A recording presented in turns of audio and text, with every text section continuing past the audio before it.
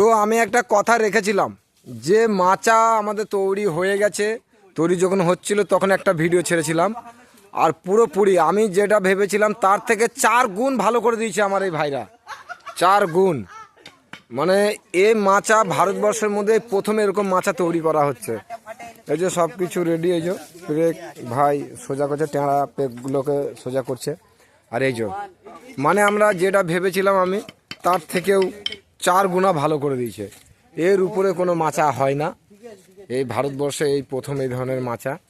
কার্টুনও পেরে দিয়েছে, এখন চাল হচ্ছে আবার। আমি তো ঠিক আছে, যাই হোক খুব সুন্দর লাগছে দেখে। তো ভিডিওটা যখন আমি বলেছিলাম যে যখন তৈরি হচ্ছিল তখনও বলেছিলাম ইয়ে হবে কমপ্লিট, পুরো একদম ছাউনি হয়ে যাবে, ছাউনি খড়ের চাল হয়ে যাবে। না না, ছাউনি দিয়ে দেবো, জল টল পড়লেও মানে বসা যাবে।